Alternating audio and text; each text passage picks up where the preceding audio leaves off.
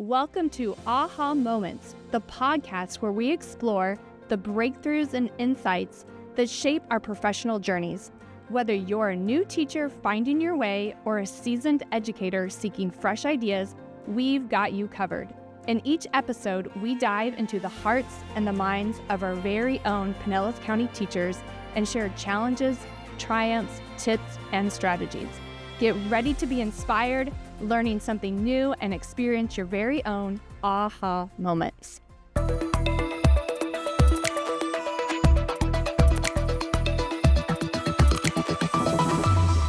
Welcome to the Aha Moments podcast, brought to you by Pinellas County Schools.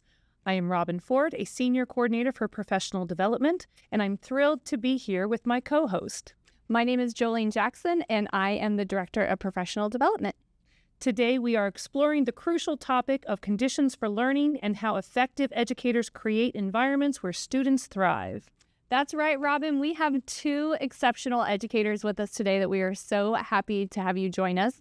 Our first guest here is Lauren Ruescas. Ruescas, yes. Okay, I practiced and we did all right. Lauren Ruescas, who is a middle school ELA teacher, and she has been teaching for 9 years. And then we also have Cody Gilbert, who is here with us. She is a VPK ESE teacher at Mount Vernon Elementary. And can you tell us how many years of experience you have? This is my 12th year. Your 12th year? Okay, so we got 9 and 12. And then tell us what school you teach at. Osceola Middle School. Osceola Middle School, great. And so we have a vast experience here. We have middle school and we have pre-K. So thank you for being here. And we are excited. Yes, welcome. Before we get too far along, let's get an understanding of what conditions for learning actually are. According to Robert Marzano, conditions for learning refer to the environmental, instructional, and emotional factors, including classroom setup, clear learning goals, effective feedback, and positive relationships that collectively create an optimal setting for student achievement. Woo! Now that is a mouthful. Okay, so let's unpack that. And that's really what we've invited you here today, is not to necessarily talk about the definition of conditions for learning, but how to appropriately set those up for our students to have success. And I loved how before we even got started today, I was using a bunch of educational lingo and you said, I'm more of like a hippie teacher that doesn't know the words. Is that okay? Yes, it is okay. So we're going to dive in and we're going to share real life experiences. That's what it's really all about, and have some of those aha moments. Absolutely. All right, let's start with you, Lauren. You transitioned from over a decade in property management to teaching middle school ELA. Can you share a specific example of how your property management experience directly influenced your classroom? I was exposed to so many different families when I was in property management.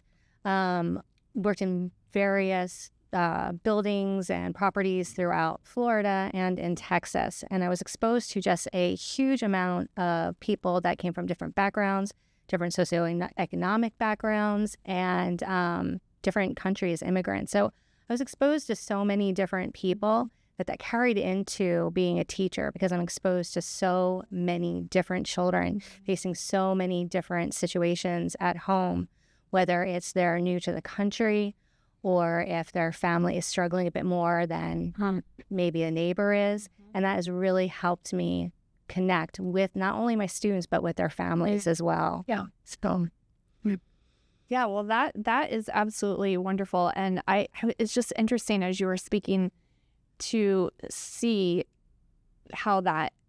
you talking to those families and how that really does, I imagine, empathy, relatedness, and that you can really build those relationships with absolutely your families. Wonderful.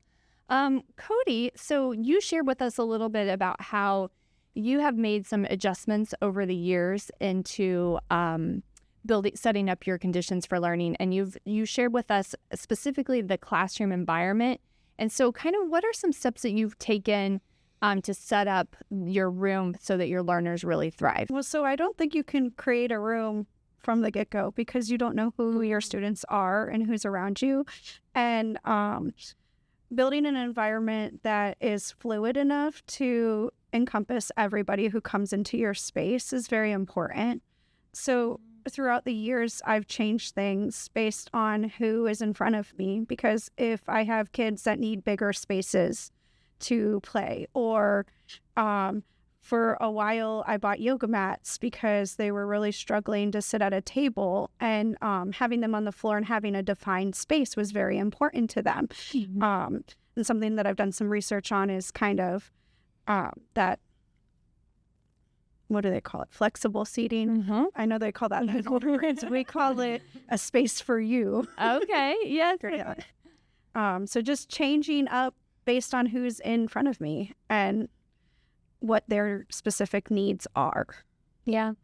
Okay. So you shared a little bit that there was a way that you did it early on in your career, right? Yes. And then you shifted. Yes. Okay. So some might call that you had like a aha moment, right? Exactly. Okay. So could you tell us a little bit about like what you used to do, and then what was that aha moment, and then some new actions you took? I used to be pretty structured in what I felt like kids should do and what the environment that it should be. And I think having my own children and kind of realizing what they needed in their lives really helped me to think more broadly about what the students in front of me were going to need, and looking at their kind of perspectives and what they needed from the educational environment. And then it wasn't always a me mindset. It needed to be a them mindset. Oh, so that was your aha moment. It was shifting from being a teacher me mindset, but really being a mom showed you what kids need, and then you then transferred that into your own classroom. Okay, wonderful. That's fantastic, Cody. That's really great. Lauren, you mentioned thriving in a warm but highly structured environment as a student. So how do you balance that warmth and structure in your own classroom to make sure your students feel safe and they feel supported? I make sure that I greet them every day when they walk in. That is absolutely huge, because it's a good way for me to recognize if there's other issues going on before we even get started with our day. So when they come in, we have just a set bell ringer every single day. They get their independent reading books. They come sit down and they get a moment just to compose themselves from having the chaos of the hallway, trying to get their locker open, trying to get to class, and they get to just stop and quietly read. So already we've lowered any stress levels and we've created structure but comfort at the same time. And then I just go from there with the lesson for that day. I feel that if students know what is expected of them on a daily basis and that stays the same, it gives them comfort because they always know the stability that they are going to see in the classroom. Yeah. So how does that, when they are coming in reading, how does that then transition to what happens next? Like, how do they carry that experience of reading to the active lesson of the day? Again, I feel like it calms them. I feel like there's just a ton, again, of chaos. So that gets them ready to the mindset of we're going to be reading, we're going to be understanding, we're going to be focused on language arts. So they're already started from the moment they walked in the door with reading and comprehension and vocabulary. So then we segue right into whatever our classroom novel is, whether that's on the desk already, or if it's going right into a very teacher-centered lesson for that day. Great. Wonderful. So we've talked a little bit about the room arrangement, and we might talk a little bit more about that, but we've talked a little bit about the room arrangement. We've also talked about some of those do now activities and how to help students transition from their previous activity, either in the hall or coming from the car rider line or whatever it is, into the learning environment. And we realize that's really important. Let's go ahead and shift now into they're in the room, the environment is set for them, they feel settled, and they're ready to learn. And now we're going to emerge into the lesson of the day, and we're going to start talking about what they're going to learn. And so part of the conditions for learning is that our students really have clarity about their learning goals. And so I'm going to start with you, Cody. How do you create that clarity for the learning goals for your students, which you have pre-K ESC students, and so I imagine that looks very differently, but in some ways very similar. So tell us a little bit how you do that. We use a lot of like visuals and hand motions. know some basic like kind of sign language. That helps, especially like when we're talking about the alphabet. I could sign the whole alphabet, so it gives them like a visual focus. Just trying to give them something that's simple but very clear about what you need to do. 2 years ago, I did Springboard because I actually started out as an ESE associate and came into teaching later. So while I've been in the school for 12 years, I've only actually been the ESE teacher. This is now my 4th year. And they talked about breaking down your directions into very clear steps. And I think that's really been helpful. Like, when I show you 1, we're going to stand up. When I show you 2, we're going to turn and face this way. When I show you 3, you're going to get to this spot. And so just being very direct and clear about what I need from them and actually giving them a visual of where they're going, especially with ESE students, because we have a lot of students who are language delayed or speech delayed who may not. They have a lot of receptive language, but getting that expressive language out, they know what I'm asking them, but them actually producing what is being asked of them, they need that clear, kind of very explicit instruction and visualization. Yeah. And I think for our listeners out there, because not everyone teaches 4-year-olds and ESE teacher or students, but for our math teachers, our high school math teachers, ELA teachers all over elementary, what you said is visuals, and we are primarily visual learners. And so providing that visual anchor, and I imagine you do that in your own classroom. So I just want to make that connection for our listeners. And then also you shared like being very explicit about what is going to be happening today and following those multi-step directions. And all of our students need that, not just our VPK ESE students. I was going to say the same thing about the tie to the clarity of expectations and how that is so foundational to building really strong conditions for learning and helping students feel safe and knowing what's happening. So thank you. Yeah, and I know we didn't have this question scripted, but I would like to go ahead and kick it over to Lauren too, because I want to so that our listeners can see multiple ways to unpack those learning goals. Okay. Same question. Yeah. So tell us about how you make clarity for the learning goals for your students. I wish I could say I was super original with this, but I have the board set up. We do always go over what we're going to be, what our focus is for that day. Then we go through what our agenda is going to be. Everything is listed for whatever classes I'm teaching because I do teach 7th and 8th grade. Okay. And then we go step by step, and they have a routine that they know where to get their things, get situated, and ready to begin. So. Yeah, and I think let's not diminish having a simple routine, because sometimes simple routines really do help establish that safety and that practice where they can rely upon so that the learning is a little more flexible inside those routines. I do wish I could do sign language, though. I thought that was fascinating that, you can sign every letter in the alphabet. I think that's amazing. I'm sure that works so well for your students. It really, it's very helpful. And like basic commands like stand and sit or walk are things that you can show them quietly in the hallway so that you're not speaking when you're supposed to be quiet, because we transition from place to place, and it's very nice to them to have those visuals, but me not always having to carry something around. It's awesome. Thanks. Okay, so Lauren, we got an aha moment from Cody. I was wondering if you could share an aha moment that you've had regarding conditions for learning. Something really big happened 2 DWTs ago, and I was sitting there, and we'd had, a number of hours sitting there learning.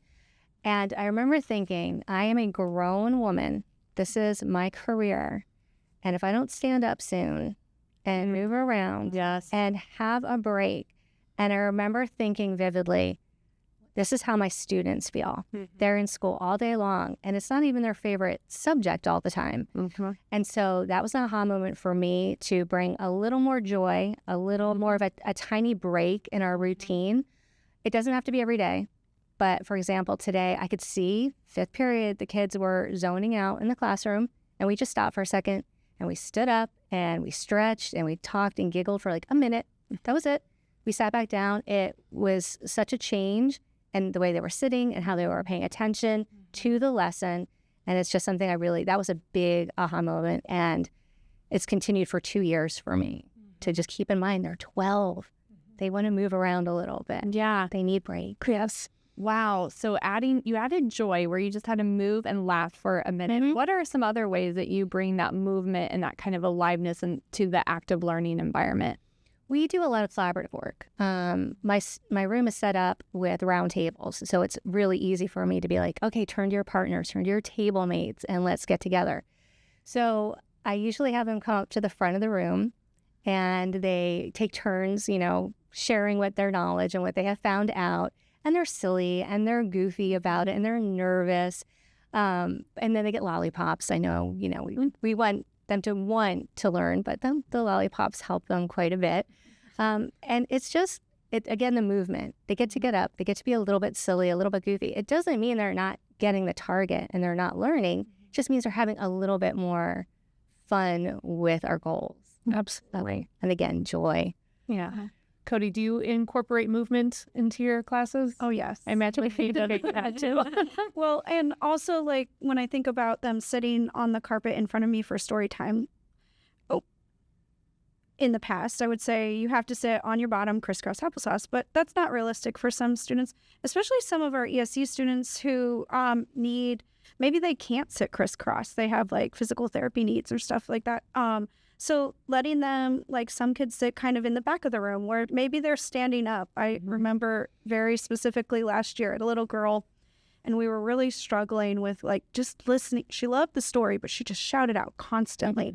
And I asked her, well, would you like to stand in the back of the room? And she would be just bouncing around. But she was so much better about raising her hand then and waiting for her turn to speak, because she was getting that movement out and she was still paying attention to what I was saying. And that was like a big moment for me. Like all she needed was to move while she was processing information. And I think that's true for a lot of students. Wow. I'm just really present to your level of patience and flexibility that you allow for what's best for your learners in your classroom and what they really need. That's great. Okay. So one of the things that you shared with us, Cody, is maintaining an optimistic mindset by finding one positive each day at school. So what is a specific strategy or routine that you use with your students that helps incorporate that positive mindset in your classroom? Always having a smile on your face. You're ready. Also, just thinking not in a deficit kind of model. Thinking about these are children, everybody's sending you their very best. Yes. Seeing the good in every single child, noticing that and bringing that out to them. And also a mindset for me is that I love to go to work.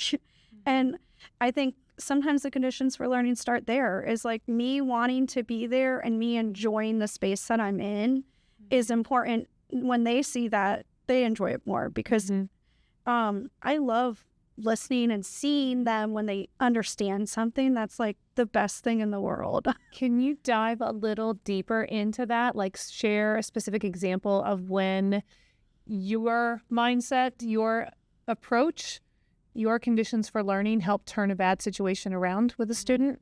Yes, because sometimes they'll come in and they're crying. They're very upset they're 4 years old. They just left mommy sometime for the first time.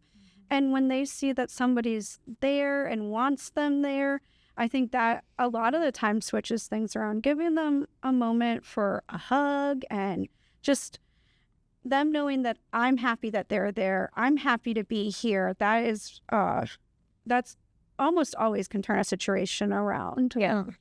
Thank you, Cody. All right, Lauren, you've replaced rows of desks with large circular tables. Yeah. And this is to facilitate collaboration. What strategies, what techniques do you do that ensures that you hear from all of your students, that all voices are heard? Well, obviously, as they're doing, whatever the set task is, I'm monitoring the room, making sure that everyone's participating at the table. But as I said before, when they're done and their time's up, they're coming to the front of the room and they're all taking turns sharing the information they have accumulated together as a team. And that's how I can check that they're all engaged in what we were doing, as well as the constant monitoring. So yeah, they do a good job. They like the collaborative work a lot. It sounds like you have a good setup for it. It's perfect. It was something, right when I started teaching, I walked into a room, and unfortunately it wasn't the best school in the world. And the room kind of reminded me of like institutionalized. It was just metal row after metal row of chairs and no color. And I remember thinking, absolutely not. That is not the environment I want. And it started with the round tables and then just built from there. So have you faced any challenges with this setup? If the classes are really large, because I try and keep one seat open so I can see everyone's faces, even if I'm at the front of the room. If it's a really large class, sometimes I do have to have them turn around or get them to shift a little bit. But other than that, it works wonderfully. Excellent. All right. So, Cody, this is a pretty hard question. We're going to move to the future. And we've kind of already talked a little bit about this before we got started. But as educational practices evolve, how do you see the concept of conditions for learning changing?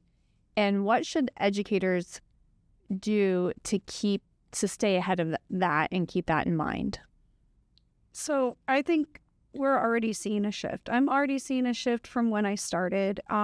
Lots of our kids are now on a tablet more often, where before they might have sat in front of a TV and watched shows, but they're more sedentary. And so sometimes bringing out the play, which is what preschool is about, if we're being honest, that you're learning through play. Yeah. There's not a ton of sitting. Standards-based play. Yes. We are learning. Yes. There's lots of learning that goes on just in those little things. But I notice a big difference because they are spending more time sitting on a tablet, maybe playing a game on a tablet or talking to somebody through a tablet. But having that face-to-face and like those interactions, I already see a difference. So I think we need to be mindful that this is the way things are turning, but also having a mindset that they learn best through peer-to-peer interactions or just face-to-face interactions. And so while we should incorporate some technology and things, we also need to like kind of go back to the basics where they're just having that time together and really spending the time in the center, like when they're at center, spending that time in the centers with them, talking to them and getting them kind of accustomed to really being with people. Yes. Yeah, that's huge. And so you're seeing this need that while play was already very intentional in the learning environment and peer-to-peer interaction, you try to bring out even more of that because you know that they're getting a lot of that technology and screen time at home and less of that in the school. Yes. Yeah. Wonderful. Lauren, I felt like you wanted to comment. Oh, I just like the peer-to-peer. They learn best, which is what I was talking about earlier. I like when they're working together and they can bounce their ideas off of each other without feeling the stress of, am I getting the answer right or wrong? So that's why I was shaking my head. I just love that. It's about a journey too. It's not the like end product, that journey of talking to each other. Sometimes is so much more important than did they get the correct answer in the end. Well, creating the environment where they feel safe to share that, I think is really powerful. Yes. Okay. So, Lauren, reflecting on your 9 years of teaching, you have made changes. Yeah. So I want you to give some advice to first-year teachers. So where would they start now? What strategies? What would you recommend? Reflecting on your 9 years, on your journey, where would you recommend? We have a bunch of new first-year teachers in the county. So I would say be flexible in what you envision your classroom should look like and make adjustments as needed. And that's going to be based on your personality and the school environment that you're in. Cody, has Lauren shared anything with you that's an aha moment? Or is there something that you can take away that you've learned from things she's said from a middle school ELA perspective? I really love the circular tables and like having that space. And I know that we don't spend a ton of time at a table in pre-K, but just having one table, maybe that was circular in a space like a round table kind of thing. We do, I taught kindergarten last year and I came back down to VPK, and they do a lot of, they call them conversation circles, and kind of maybe using a table to bring that back. Like, this is our conversation table. Yeah. I think would be just such a wonderful thing. Oh, good. I'm glad I can help a little bit. Fantastic. And Lauren, have you heard anything Cody has said or shared? I like the hand signals. I could definitely get behind that, even though it's middle school students. I love the idea of it, if we're in the hallway or if we're doing anything, maybe during fire drills or whatever else is going on. I love the idea of just having a signal that won't disrupt any other classes or the hallways, whatever it is. So I love that. I might look into that. I won't learn the whole alphabet, but I will get hand signals. Yeah, well, Robin is offering a new course through the professional development department called Academic Discourse. Absolutely. And it has hand signals that you can use with middle schoolers for redirection and talk structures. And yeah, it's really cool. I love it. Yeah, it's great for active listening. So it embeds like if you get students talking and sharing, how do you ensure that the rest of the class is listening? So it's almost like a throwback to our Zoom days where you're like, yeah, I agree, or you can actually make it visible, which can be really helpful. I'm very interested in that. 5 Essentials Academic Discourse. Find it on PLA. There you go. All right. Well, now we are about to come to a close here. Yes. And thank you so much, Lauren and Cody, for being with us today. It was an absolute joy to have you. Thank you for sharing your insights, your triumphs, your struggles, your victories, all of that. We like to end with what we call a lightning round. And Lauren, you are actually going to go first. Okay. And so it's like a this or that with an educational twist. All right. You ready? I think so. Okay. Books or e-readers? Oh, goodness. Books. Group work or independent projects? Group work. Morning classes or afternoon classes? Morning. Absolutely. Structured routines or flexible schedules? I would go with structure. Classroom pets or no pets? Oh, gosh. I would love to have pets. Right now, we just have Planty, the plant.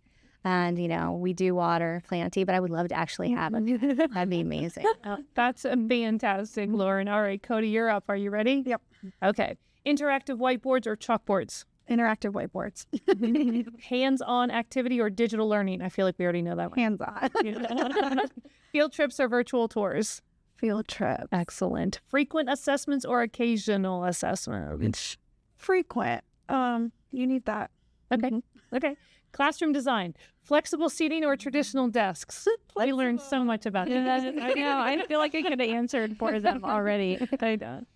Okay. Well, thank you so much for sharing your valuable insights today. Absolutely. Thank you to our listeners for tuning in to the Aha Moments podcast. And thank you both for your robust discussion on conditions for learning. And for our listeners, be sure to tune in next time for more Aha Moments. All right. Thank you guys. We're happy to have you.